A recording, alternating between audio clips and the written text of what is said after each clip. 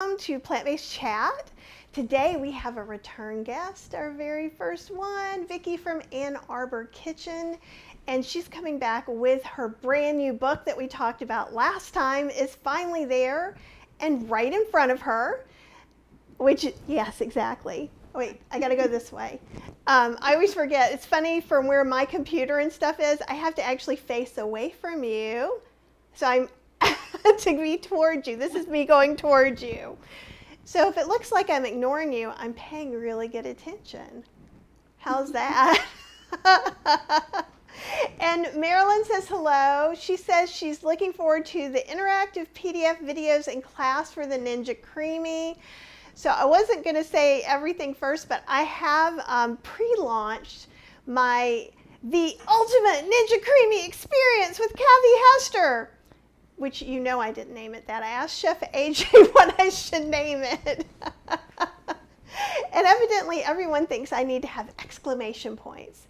It was originally going to be just an ebook, and the Ninja Creamy is just like this kind of ice cream maker of sorts. And I was going to make an ebook, and then I decided it just seemed lackluster, so I wanted, and also as I'm seeing more people have questions, I didn't feel like that would answer everything, so I went ahead and there's like 30 videos, and the ebook is going to be launching on Monday if all goes as planned. I was writing the front matter this morning. And then there's also two other things that are included, a live question and answer the second Saturday in August, and then after that, there's how to make your own Ninja Creamy creation class live, and if you can't make them live, you get the recordings.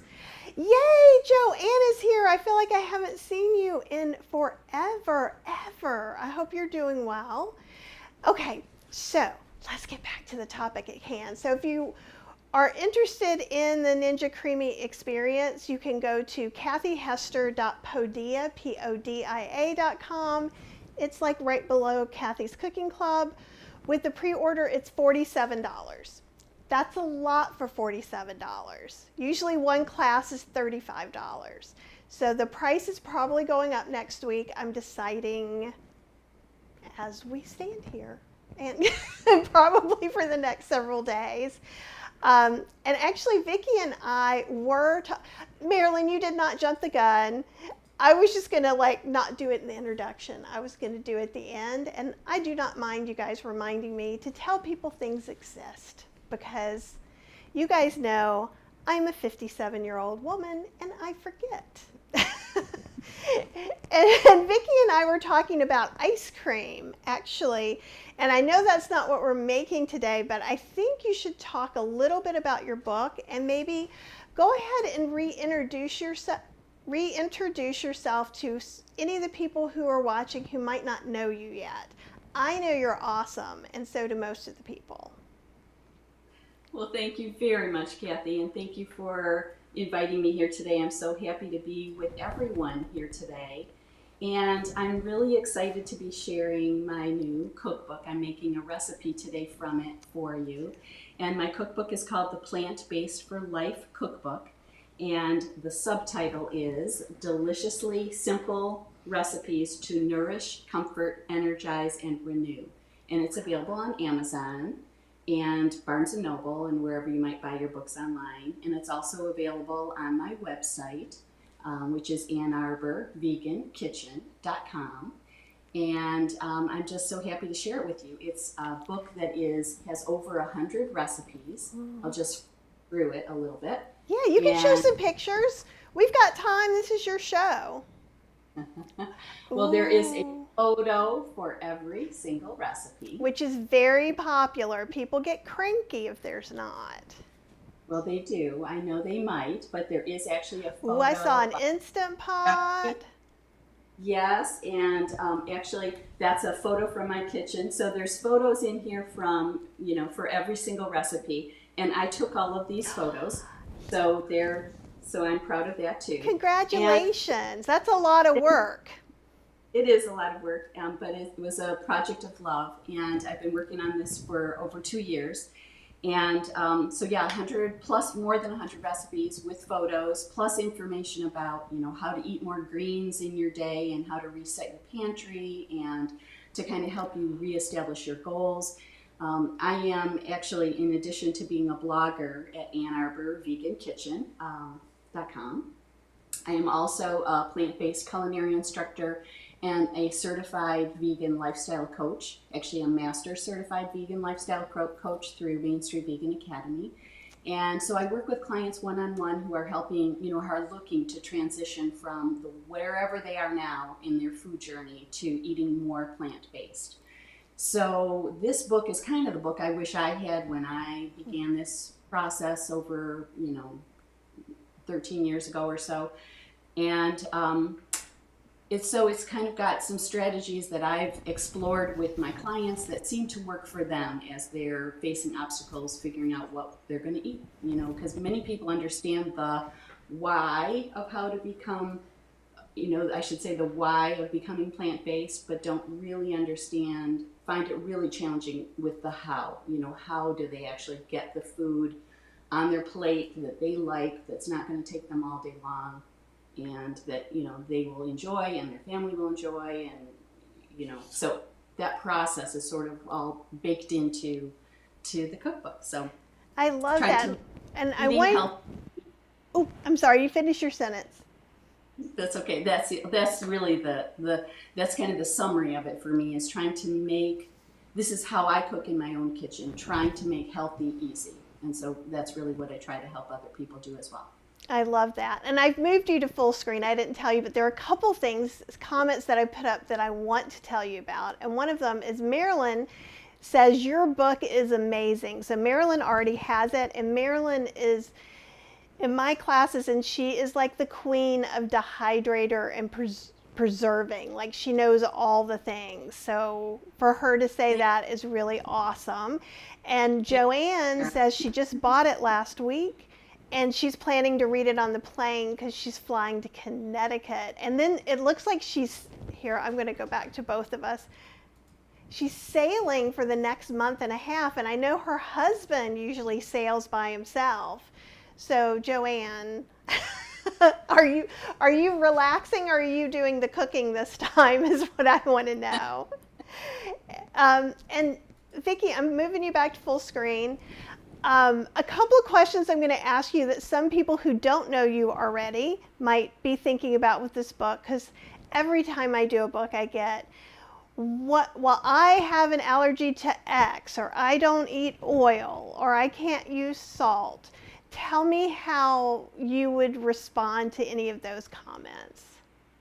Well, that is a fantastic question, Kathy. Thank you for that, because actually my recipes are really quite simple, and they are all gluten-free, I will say, except maybe there's a reference to whole wheat pasta a couple of times, which could certainly be subbed out for, you know, a brown rice pasta or a different kind of pasta. But I actually don't use any gluten in any of, I can't think of anything that, so I would say it's basically quite gluten-free.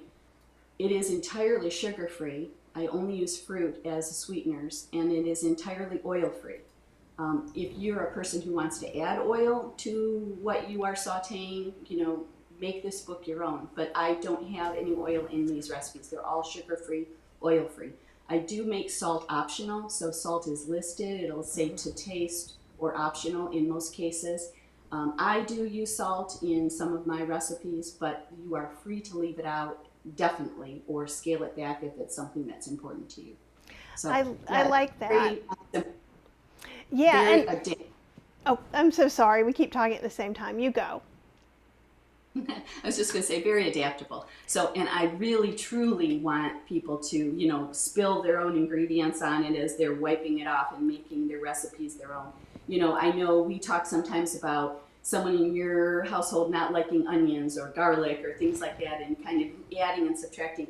And that's absolutely, I'm cooking for a couple of clients who, you know, someone doesn't like Brussels sprouts, someone can't eat carrots. I mean, I just recommend that you use whatever you like. So if you see some, you know, vegetables that are listed that are not your favorite, just use what you have in your house or that you love. And same with the seasonings. If you don't like curry and you'd rather use Italian seasoning, or turn it into a Mexican flavored dish, whatever works for you and your taste buds, your family, your budget. I mean, it's just very customizable, and I really think that's kind of what makes cooking fun.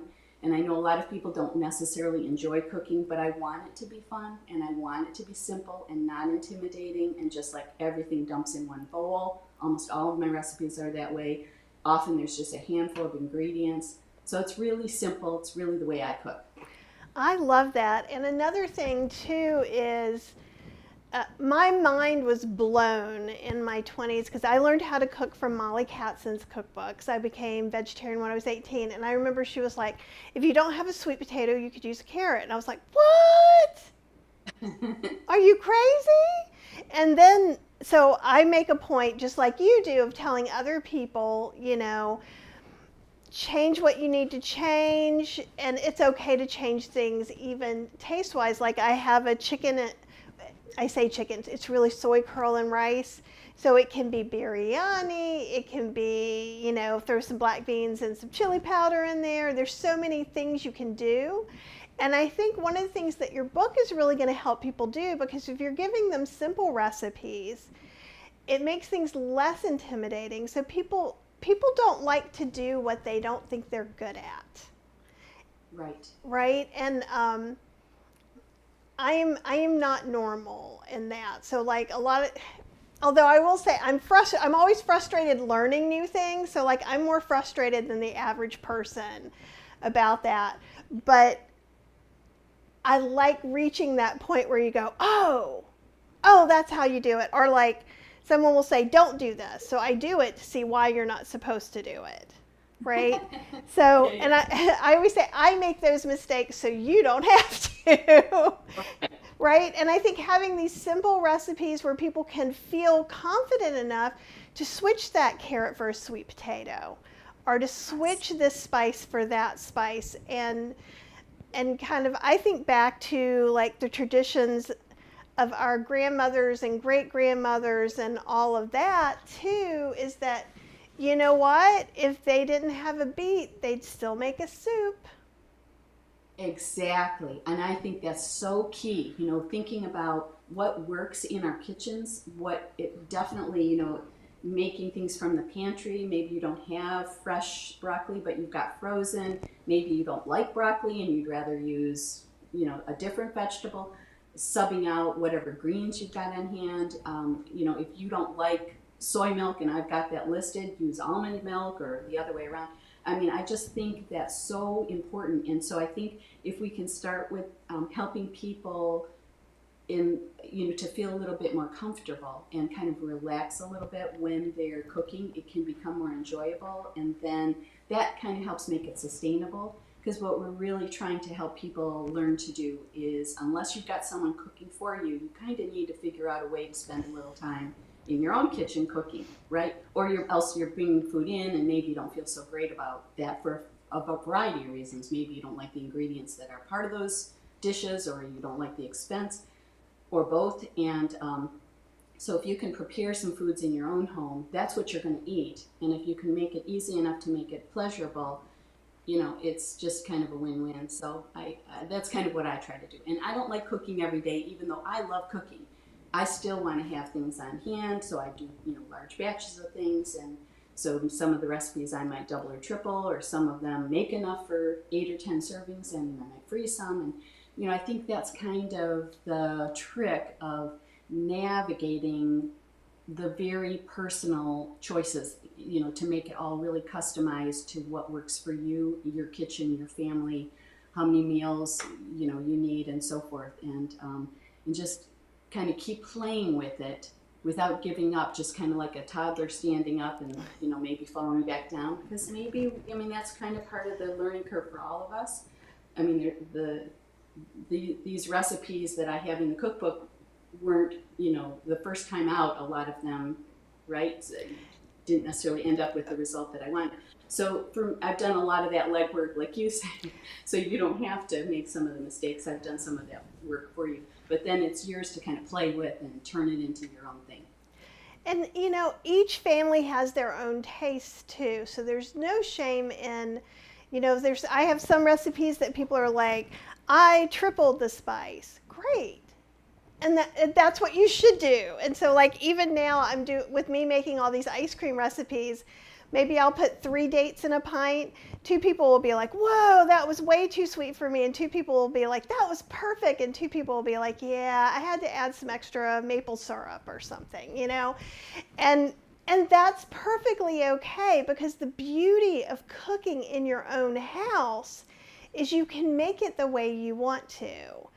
And I think that, you know, looking in these recipes and seeing how easy it is to eat whole food plant-based, because I think right now with all the inflation and things that are going on, especially around food, I know it's around gas, but gas trickles down to food prices because, you know, things are being moved around or farmed. You know, even if it's a local farm, they still have to get gas for their tractors and trucks and things like that.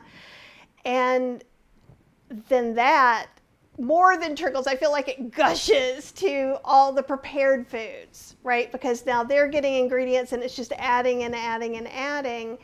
And so I'm finding we're cooking more at home. Like there will be some convenience foods and things that we will get, but I think getting something that's very simple right now that you can change out with seasonal food, which is usually more affordable, and you can buy things like grains and beans in bulk that you're pretty much, I guess, recession proofed in a way. Like when the zombie apocalypse everybody come to my house, because I can probably feed 20 people for like a year with all the Rancho Gordo beans and rice and grains and stuff that I have stored up.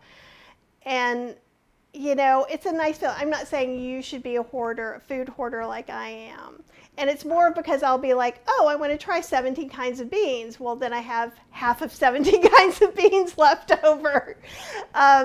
But I think if you see something on sale that you love, if your family loves black beans, go to Costco, Sam's Club, see if you can get 10, 15 pounds of black beans. They're not going to go bad for a long time. Yeah. Yeah, and I think that's a really important point. And I think that for me, just at the beginning of COVID, some of my buying habits changed so that now, even though I'm going to the grocery store a little bit more like normal times in terms of frequency, I still like having a pantry filled to kind of close to capacity when I can, of different kinds of beans and tomato products and oats and brown rice and so forth, things that I use a lot of, because I guess it gives me that same feeling of security, knowing no matter what, if if we have a bad storm or there's a new snow where you are. You get snow. You get a lot more snow up there than we do. Yes, snow feels like a little bit of a distant memory today, but you're absolutely right. We do have all kinds of things. We have storms, we have outages, but somehow knowing that we've got some things on hand to put together, even if weather is difficult to get out or just I'm too busy to make a trip to the store, that we've got things that I can always put on a pot of soup in my pressure cooker. I can always, even if it means I'm going to during these kind of times when it's beautiful and there's farmer's market and I'm bringing in fresh produce all the time, but there are times of the year where that's a little harder.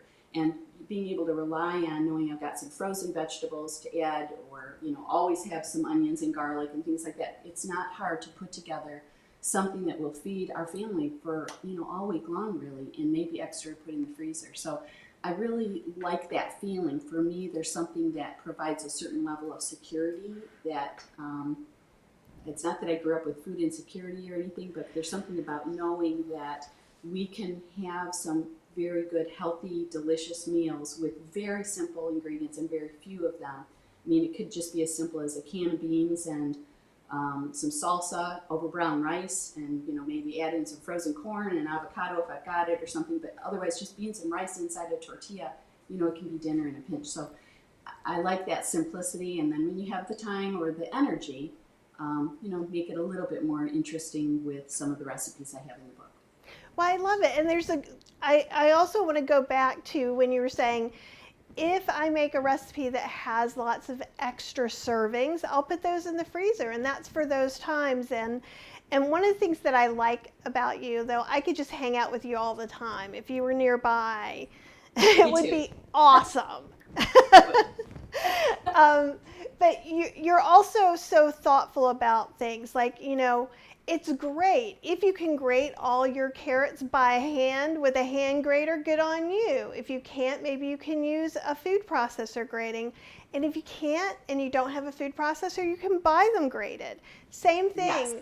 Frozen broccoli is just as healthy, sometimes even more healthy than fresh broccoli. The fresh broccoli that's been in my fridge for like over a month is not as fresh as that, or it's not as nutritious as that frozen broccoli. And it's already washed and prepped, right? So it's all, you save a step in a way. So kind of depends what your final product's going to be, how important that texture is versus just the nutrition and so forth. But sometimes that is just the perfect answer. And I agree with you with the shredded carrots, shredded cabbage. Make life simple. If that's the barrier to making your own food, that you just don't have the energy or the time to do those extra steps, there are conveniences that will make that doable. And there's some single ingredient foods. There's nothing extra added. It's, why not take advantage of that? And I love the way you keep mentioning energy too, because that's been something that I've talked about a lot the past few years. Because I think we all have ups and downs anyhow, but I call it the before times. In the before COVID times, maybe there were some stressors, but there were different kinds of stressors. I kind of felt like with COVID and some other things, it was a little bit heavier. And I had a really hard 2021, personally. I pushed through 2020 and I was ready for the light at the end of that tunnel that didn't come, And it's okay, it was a process, but there were times that, opening a can of beans, putting Cajun seasoning in it and calling it, red beans and making some rice in the rice cooker, that was an accomplishment and I was super happy. And I do think that we have to check in with ourselves, kind of like when you were saying, you don't really feel, you didn't grow up with food insecurity, but there's been so much instability, right? Instability the past few years that everything that, I'm like, ooh, COVID's down, we'll go to a movie. And now I'm like, okay, movies are done for a little while till we see what's happening with this. We all are doing this within our personal comfort zone.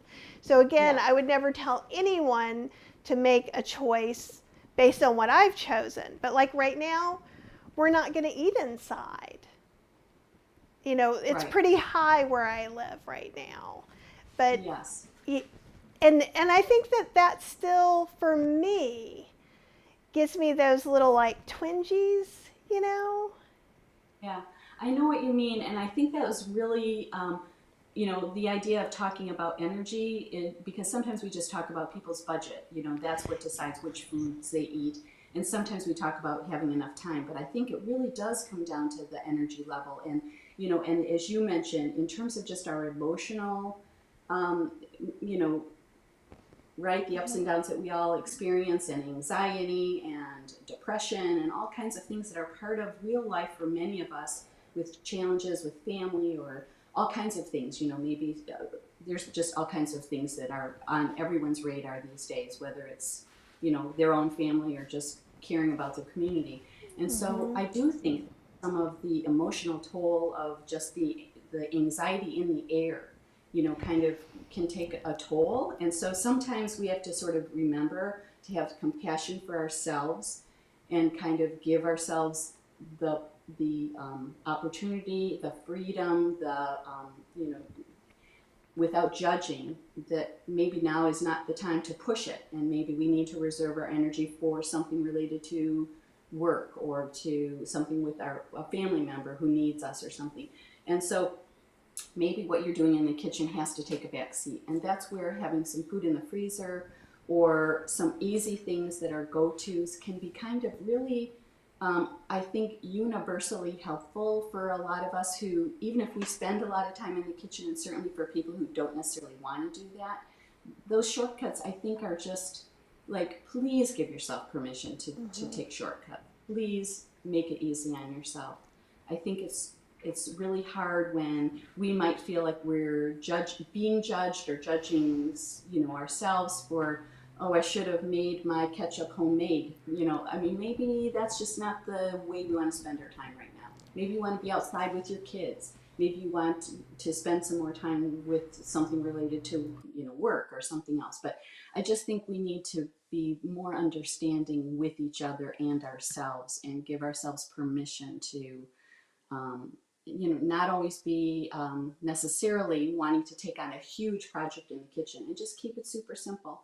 Sometimes all I do is batch cook 5 pounds of potatoes, and that might be what I'm doing that day. Just make it easy. I love that. I love that kind of breaking it down. And I always try to, because there are things that I say are cheater foods. And so, a lot of times I'll have a can of chili, and maybe I'll have a little bit of either queso that I've made, or sometimes we do have some shredded cheese that we use sometimes. I'll put some shredded cheese and make chili dip, get some tortillas out. And while it's not perfect, it's not perfectly nutritious, there could be more vegetables. But if it was that, or, try to order a pizza without cheese from Domino's, I still feel like, sometimes you just have to feed yourself too. And, sometimes lettuce with homemade Thousand Island dressing, vegan, of course. If that hits that sweet spot and you've had dinner and you're not doing it constantly, let it go. Absolutely. You can make that without oil too, by the way. When you mentioned putting, just sometimes you only have the energy for some canned beans over brown rice in the rice cooker. Sometimes I might only have energy for canned beans over quinoa because it's quicker. So. So I really get that. And, I also, although I don't do this very often, I'm all for it. And that's to have frozen, bags of quinoa or frozen brown rice that you can buy at the store if you're not in the, if making rice or quinoa seems a little overwhelming at that time. So just do whatever makes it manageable, I think. And freeze your leftovers. Freeze your leftovers. Yeah. And it's always better to have something from home if you can. Absolutely, so absolutely. Even if it's not the best, and if you're brand new to cooking, you're like, all these things that you're calling cheater foods are like my gourmet meals. That's fine too, right? And you're going to learn more by cooking little by little. It's all going to be okay. We've all gone through it. Very few people were brought up whole food plant-based. Most people aren't even brought up vegan or vegetarian. Right. So it's a learning curve. Be patient with yourself. And if you have rice and beans and some vegetables, yay you. That's right. Well, now that we've had this great conversation we didn't plan, I love these plant-based chats because it always goes in this magical direction, like where it needs to go, and it makes me so happy. But I'm going to put you back on full. Oh, before I do that, Lydia also got your book, and I put it up here. Let's see if I can find it. She had something nice to say. I love your book, Vicki, is what she said.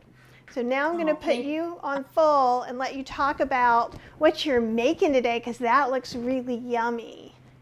Thank you. Well, the recipe that I'm making is actually in my book. And it's one of my desserts called strawberry shortcake bars. So this is what we're making today. And it's super easy. There's like 6 ingredients. And, 6. And that counts vanilla. And so what we're doing today is just dumping everything into a food processor.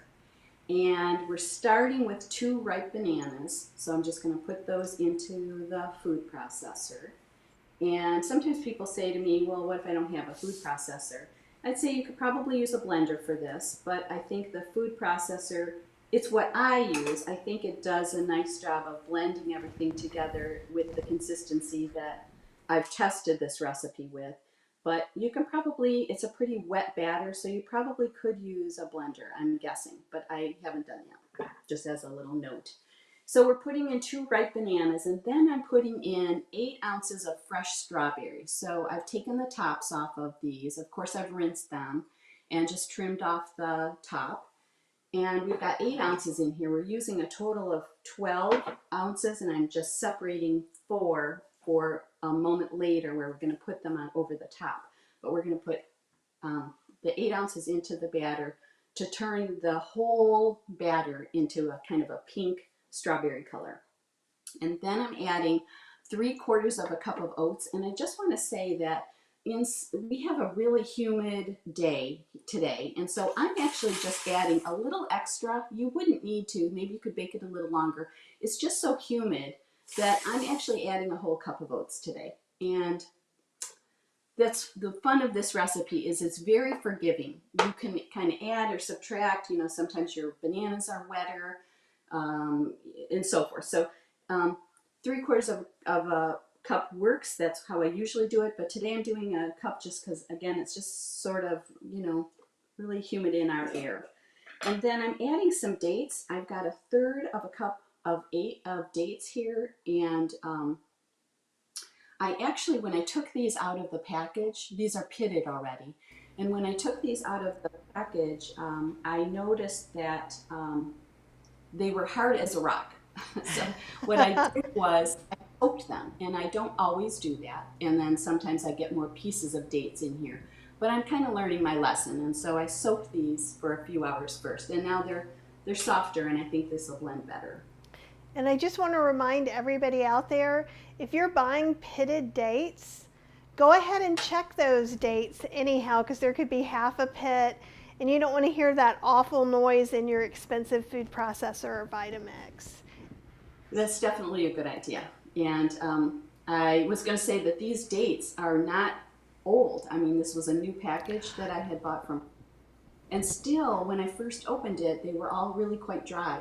And again, that's something that can adjust the moisture level of the recipe. Now I've got a little extra liquid here because I soaked the dates, and so that seemed like enough reason to add maybe a little extra oats today. So now I'm adding a little bit of baking powder. It's 2 teaspoons.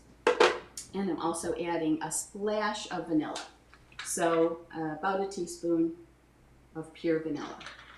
And you guys, I saw a big thing of vanilla at Costco that I got, because it's like 16 ounces, and it was like under $30. I think it was like $20. I found something like that pure vanilla extract at, your bottle's larger, I think, at Kroger. And it was also a really good price. So, you know, I go through it pretty quickly during this time of year. So now I'm going to make just a little bit of noise. I'm going to blend this all together. We've got our bananas, strawberries, oats, dates, baking powder, and vanilla.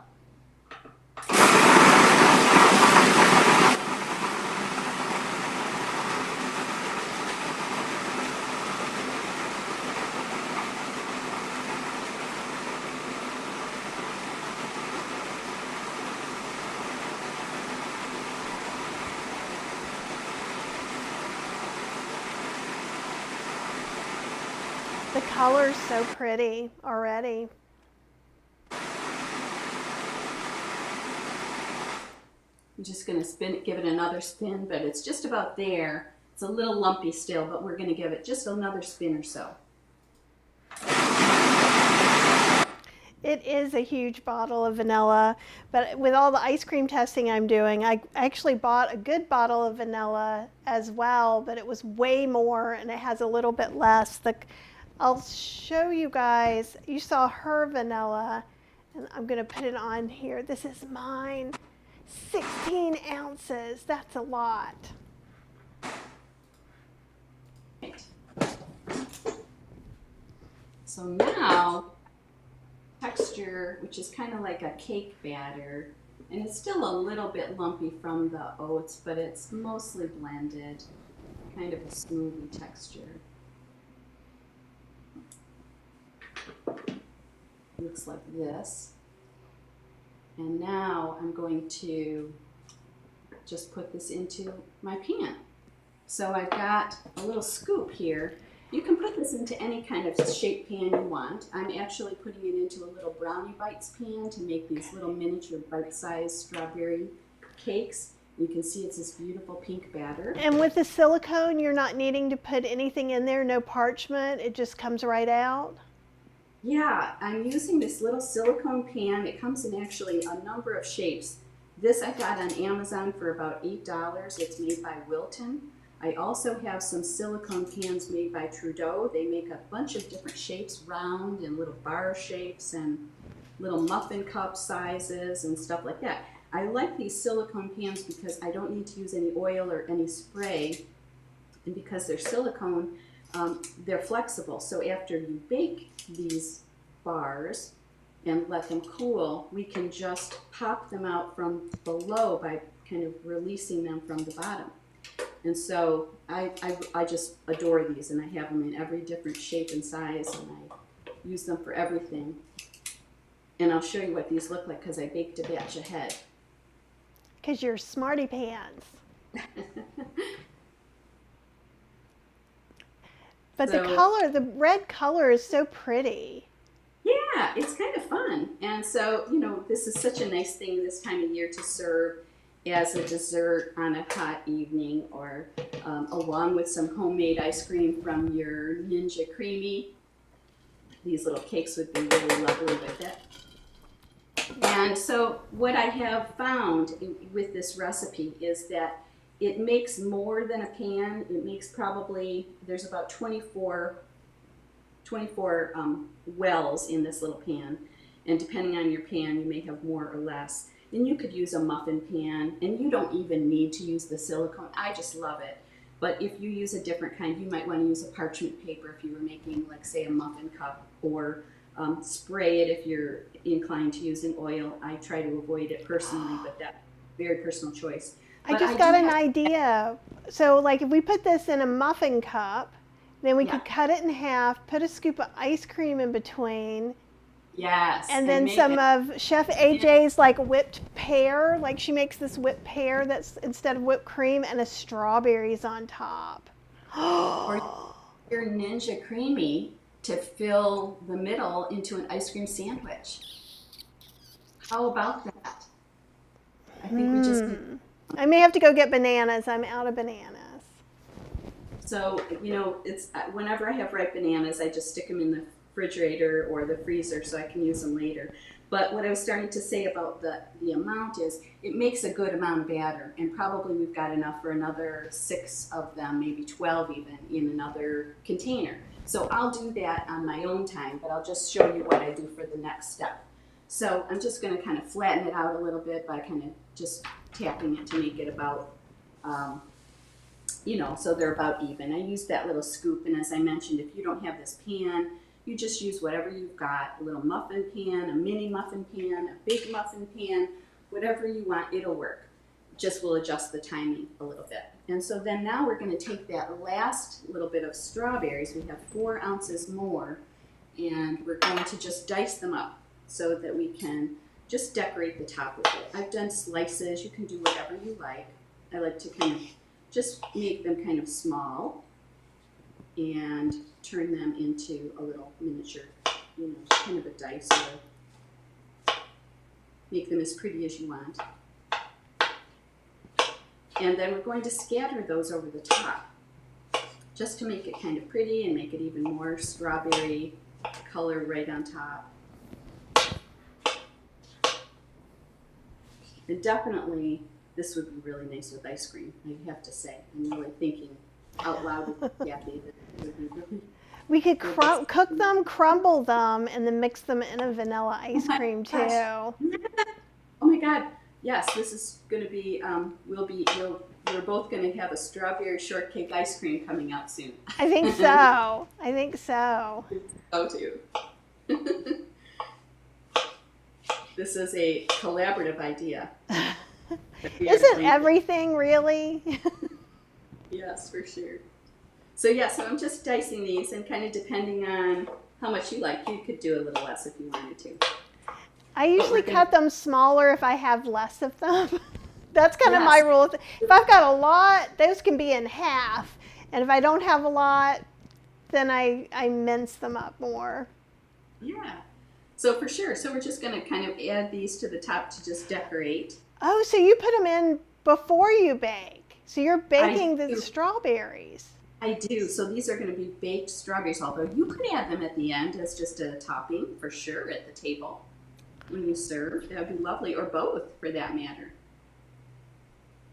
So yeah, so this is how then I kind of press them very lightly in so that they're just going to kind of help stick. And you can take as much time as you want with this step to make sure it's really pretty. But this is ready to go into a 350 oven now for minutes, or until they feel a little bit dry on the top. And so I made a batch ahead so I can show you what these look like. And then I'm going to plate them for you too. So here they are, and I let them cool. They're beautiful. They're really lovely. I mean, they're really delicious. So that's really what I meant. So let's just plate a few. They get to be both. They get to be beautiful and delicious. They do get to be. And what I actually did the last time with my extras was I put them into this little bunt shape. Oh, I've never seen that. Yeah, now this one I have to put, it's flexible, too flexible to do on its own, so I put it on a cookie sheet. But we're going to have these little cakes that are, and really you could put the strawberries on the bottom and make them into strawberry upside down cakes. But I've got them like this right now as these little bunt cakes. I'm just going to have them straight up because the strawberries are on. And we'll just put these on our little platter. And then we'll add our little ones.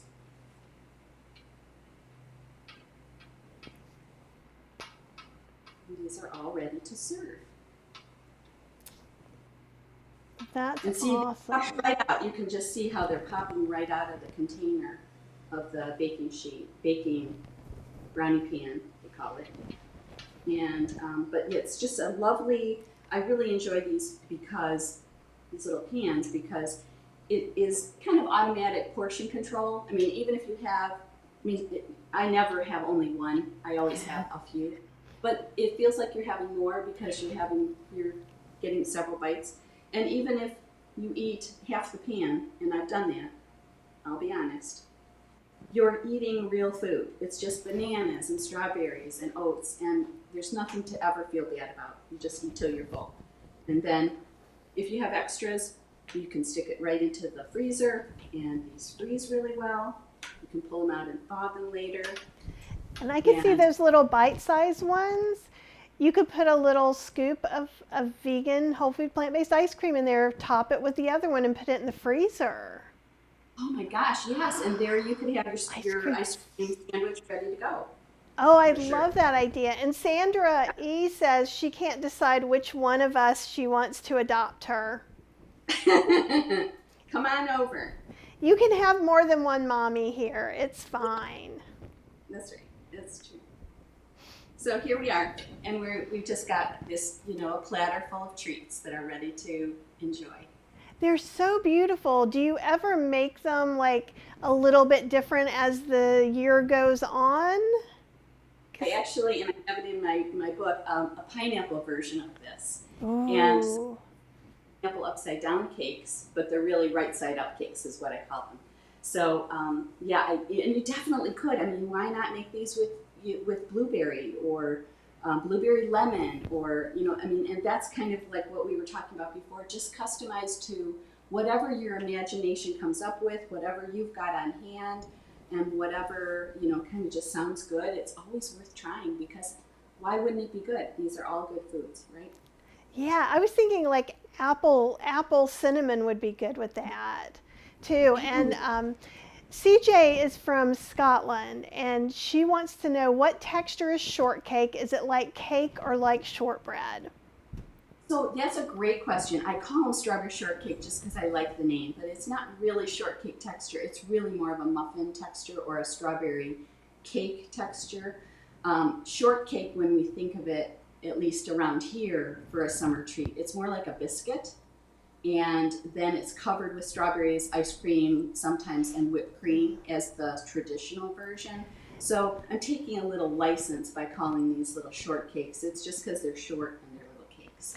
And CJ, our biscuits are like your scones. So it's not like your biscuits. So that's another thing too, which is hilarious. Yeah. I try to translate the things when I know, and I love to learn the new things. And Joanne says that your strawberry shortcakes are better than overnight oatmeal in her mind for a quick breakfast. And I think that's great because you just grab it and go. Oh, absolutely. This is oats and fruit, so absolutely, this would be a lovely breakfast, along with your morning tea, or in my case, it would be coffee.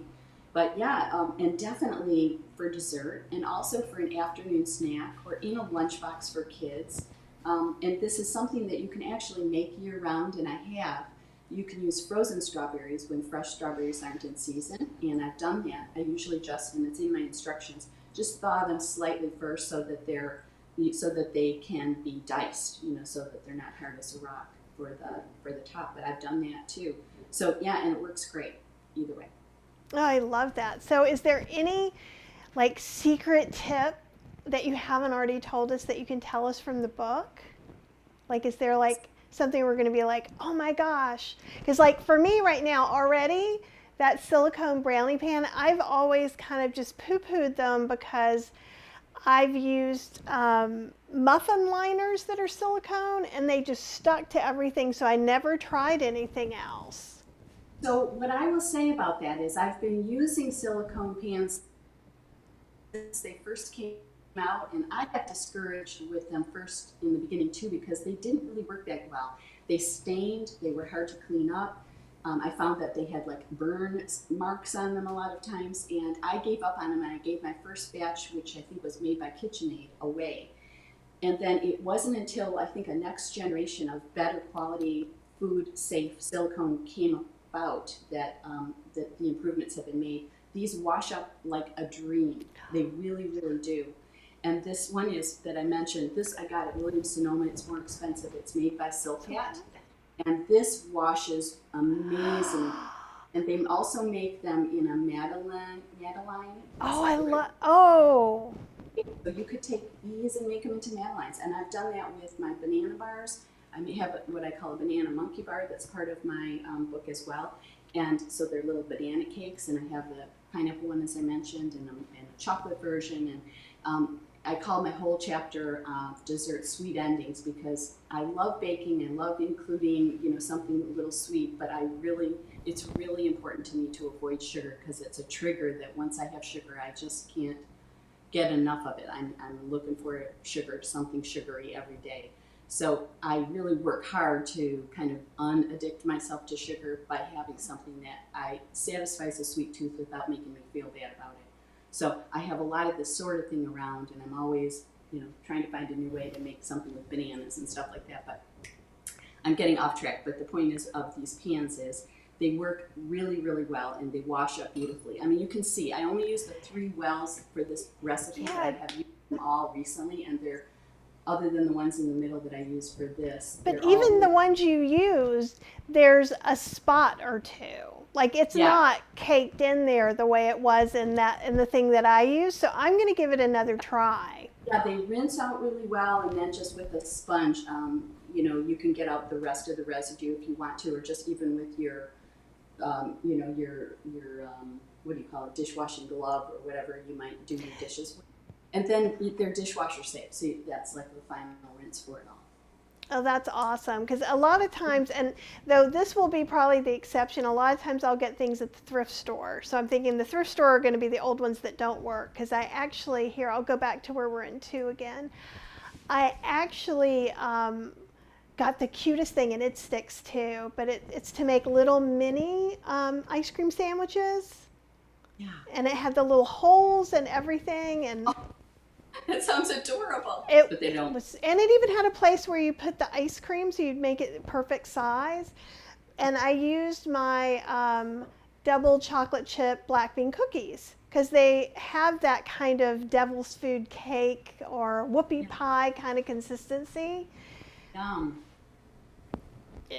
Uh-uh. It is Nope. work. But you Yeah. know what? With some things, I'm a huge thrift store proponent.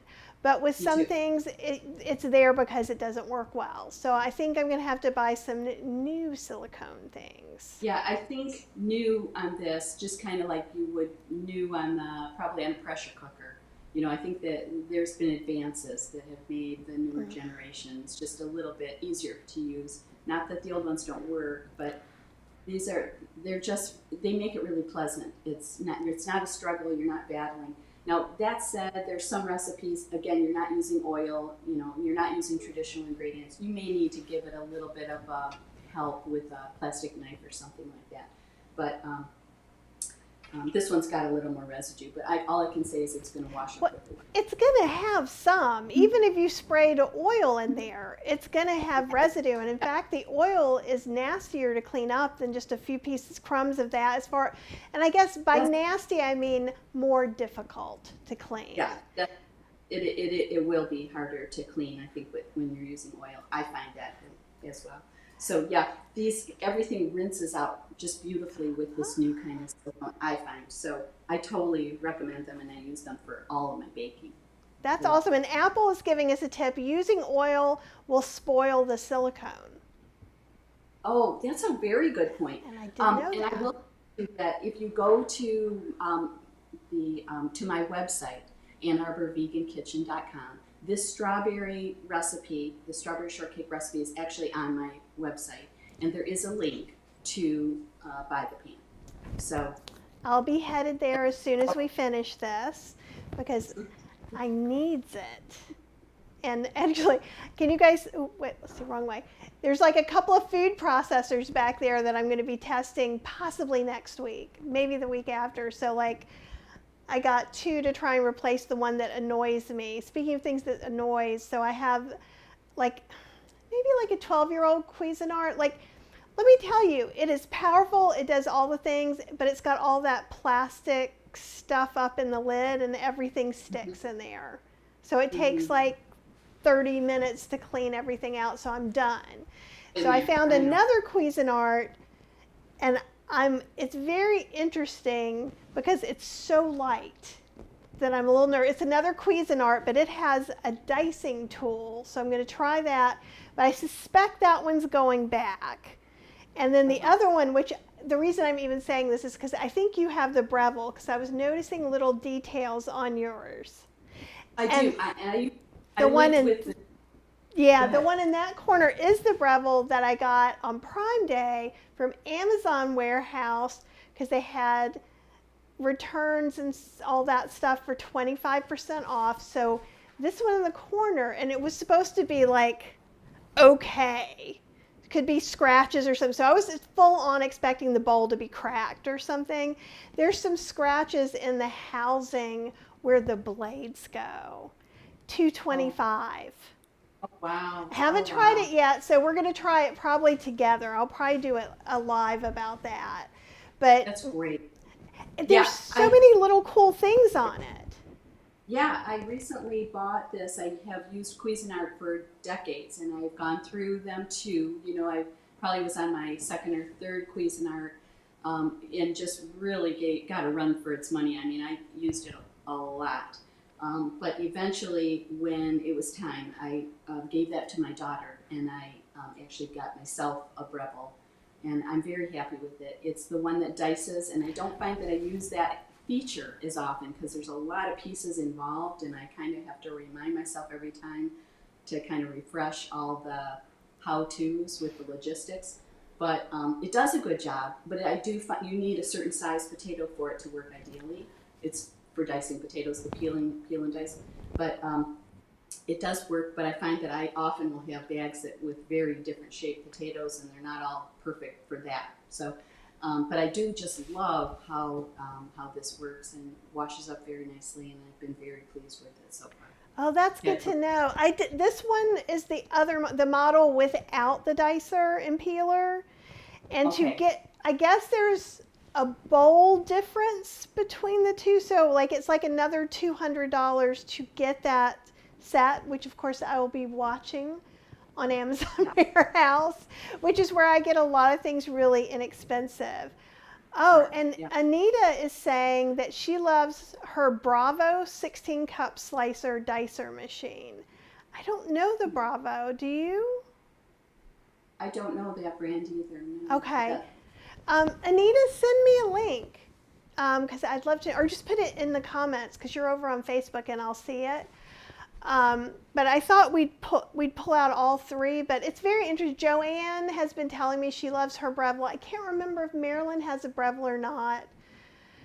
My friend Dawn has the Breville. Chef AJ just got the Breville. Did she? Yeah.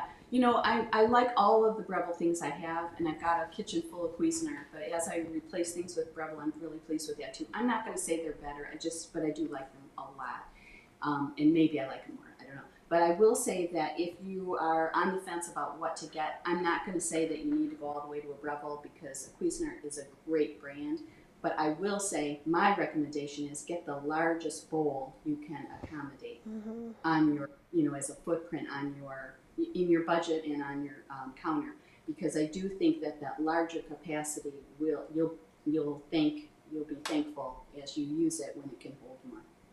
I'm excited about trying the Breville. So like with the Breville, I've washed all the things and sanitized things because I don't know where everything came from. So I'm a little funny that way. I think COVID's made me a little funnier. But it has an inside bowl that looks like, not tested it yet, but it looks like the stuff doesn't go everywhere. Because in my old Cuisinart, it had a bowl. And actually, I'll show you. Yeah. I can show you this bowl anyhow. I don't think I have the other little bowl. But so the Cuisinart bowl was like longer and just sat in, and so stuff would come over the edges. It looks like stuff doesn't come past here, and there's a little funnel. So I'm expecting it to stay in here that I might actually be able to use it. Because I'm like, I'm not bringing that thing out and cleaning the lid for 30 minutes. So I'm using my immersion blender food processor a lot. I hear you, and I had the same experience. And one thing I will say about the Breville that is a feature that I'm pleased with compared to the Cuisinart that I had is that when I would put in a lot of dry ingredients, maybe, you know, cocoa and things like that, I'd have to put a towel over the top because the dust would come out around the rim, and I'd have like a little border of cocoa on my counter. And if I covered it with a towel, then just the towel got dirty. Well, I don't have that now. I think it's a better airtight seal or something because powder, you know, the oats or the cocoa, it just doesn't seem to go everywhere. And so I do like that. It seems like it's a better seal. That's interesting because, like, I'm good if some dry ingredients come out and I have to clean it up. That is so much better. Actually, just around the side. Yeah, it's right here. I'll show you guys what I'm talking about because most of you who watch know because I complain about it a lot. But see all those ridges and it's all movable, but it doesn't come out. And so like we end up, and there's even like little things to put a knife in to see if you can get some stuff out that way. I've stuck toothpicks, I've played with tools, same thing. Yeah, I've soaked it, I've put it in the dishwasher. And and even this one, I do get a little bit stuck in there, but it's, I think, less. I'm not expecting perfection. I just don't want to clean it for 30 minutes. So like everybody, especially Joanne, is always like, ooh, this must be worth it because Kathy's pulling out the food processor. And I'd like to just be able to be like wild and free with the food processor, you know? And Judy says she has the Breville. She absolutely loves it. She also has the one that dices. Judy, I use that piece once a year at Thanksgiving, she says. Yeah. And Ronnie says, I love the Breville, but have a hand injury and find it a bit tricky to lock into the container. The top is so easy to wash, and I love that the blade stays in place when emptying the processed food. Ooh, that would be a huge bonus. Absolutely. And Apple says there's food stuck in places of my food processor too. It bugs me so much. Well, see, and as I went and looked, I'm like, oh, now that I'm really looking, I'm like, oh. Well, I'm in, because these are expensive tools and they're meant to last for many, many years. And we just are all showing that we want to take very good care of them. So I think we should pat ourselves on the back for bothering to try to take such good care and keep these so clean. And I think we all are, trying to protect them. So good for us. I love that. And I have to say, I'm really hoping this Breville works because and Joanne says it's really heavy. Yes. And so that's the thing, so this is the Breville. You guys are seeing that I left my Crocs on today because I wasn't coming over here. This is pretty hefty. This guy, woo! I could throw him up in the air and catch him. So even though that model was supposed to replace my super heavy Cuisinart one, I'm a little nervous that honestly it's going to underperform. I did get it with its dicing kit for $60 on Amazon Warehouse. So that's the reason, and it was a couple of days after that I saw the Breville, and then it was a 25% off. And I remember one thing I want to talk about with Breville too is it's both good and bad. They are very expensive. They also will replace things, but they do it their way. So it's not a free replacement. Usually it's like shipping replacement. So you can't see this. I'm just waving to the air. But my Breville oven air is right there. It's right there. Yeah. You just have to trust me on that one. Okay, yeah, you have to trust us. And it has a known thing that the door will start getting wanky and something happens, but I think we sent it back and we had to pay postage or something. No, they put a credit and we sent it there, then they gave us the credit back. So sometimes they want some money and sometimes they'll give you a credit. I think we ended up paying $120 to get our Breville basically replaced with a new Breville. I'm sure it was refurbished. I don't care. I love the Breville tea maker, and I messed up. So I broke the glass part on it, and you can't just get the glass thing. And so I'm like, Cheryl called, and she says, we're just going to have to get a new one. And all of the Breville stuff is quite expensive. So it's like almost $300 for something that I just love. Like we make tea. It actually will make tea for you when you wake up. And so it puts the thing down for exactly the right amount of minutes. It even has a setting where it'll dip and come up and dip and come up.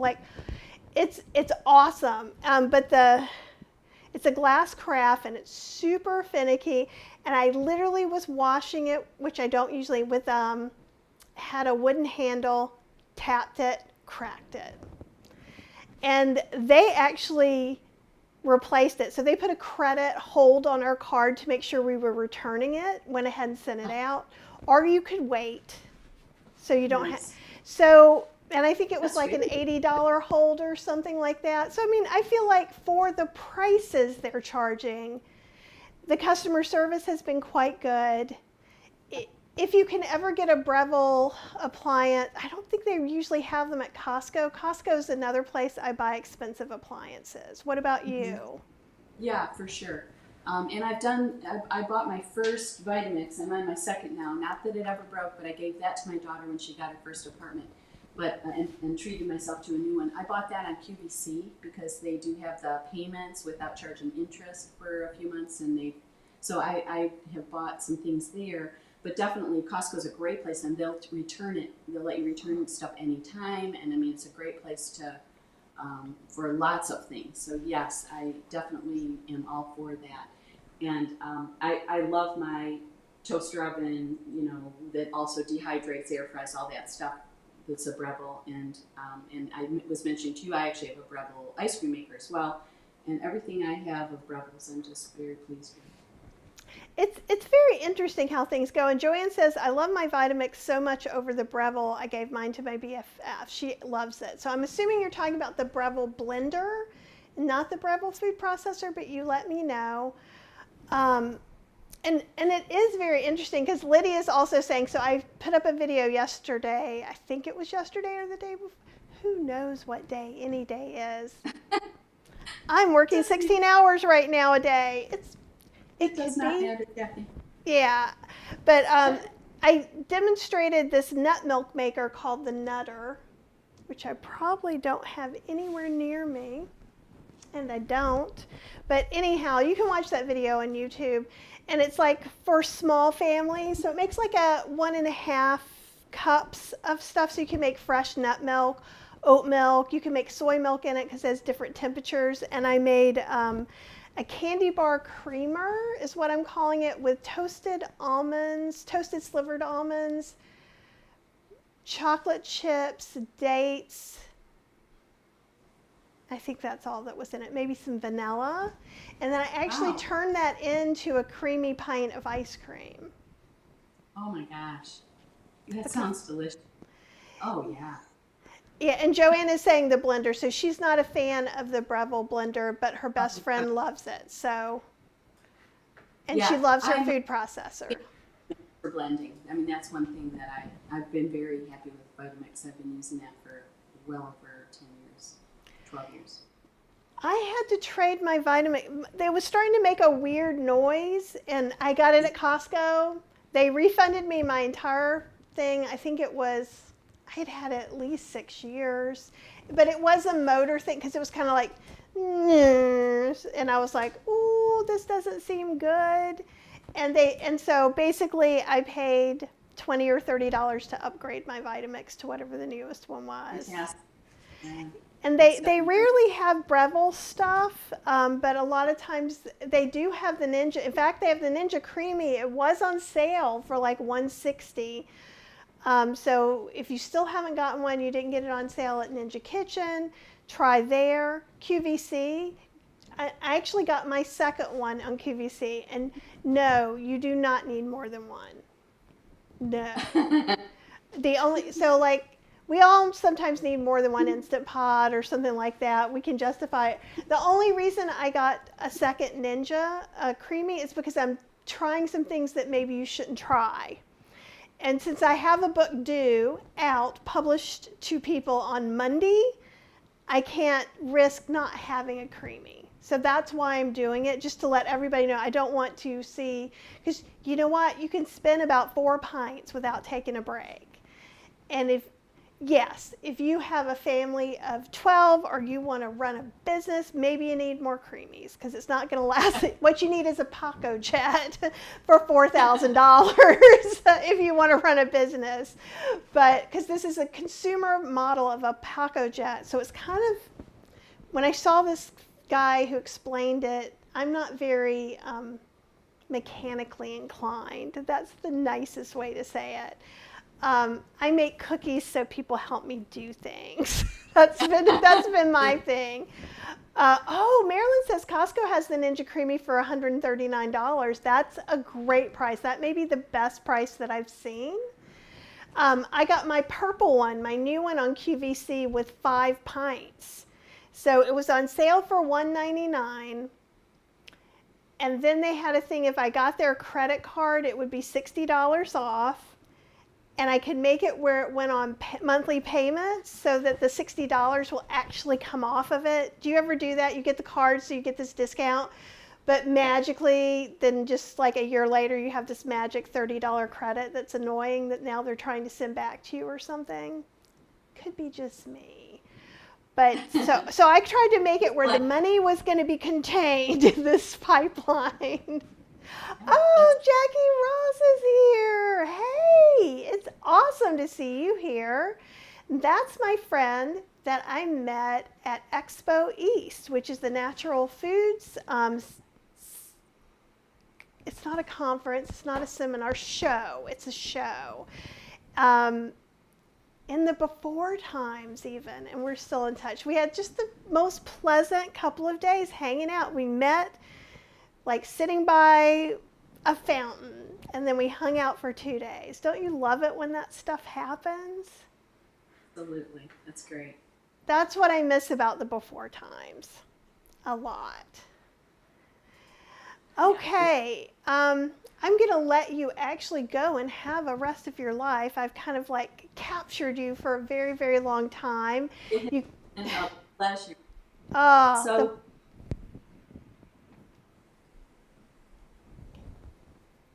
Me? Yeah, I was saying it was so much fun to be with you.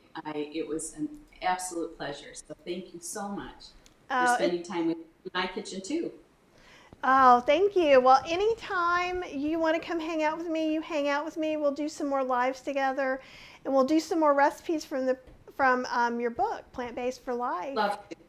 And you guys can Plant-based get cook. that on AnnArborVeganKitchen.com, Amazon.com, or anywhere books are sold. You can order it at your local independent bookstore and help out some of your neighbors. I'm sure they'd appreciate it. Now, Vicki, if I ordered it from your site, are you sending it to me? If you order from my site, it actually goes to Amazon, Okay. and that just a little link, an affiliate link, so I get a little couple of pennies from it. So, but you can go directly to Amazon, and that works too, or directly to Barnes and Noble, or anywhere you like buying your books, and that all works. So, I hope that you'll take a look at it, and I also, if you have any questions, you can contact me through AnnArborVeganKitchen.com. There's a contact page. Happy to answer questions. Love hearing your feedback, and thank you. That sounds awesome. I was trying to see if I could get an autographed copy. That's what I was Oh, going you for. bet. You bet. Yeah, I've got a box here. I'd love to send you one, Kathy. Just send me Well, your you address, could, and I'll. and we can talk about this later if you want. I mean, I don't know if you want to sell those at your classes, but you could sell them on your site. Yeah, well, I am, if that's what you mean. Yeah, signed Through. copies. I was saying the box of copies. Oh, sure. Let's talk. Yeah, so we can talk about that too. Okay, guys, it has been a pleasure.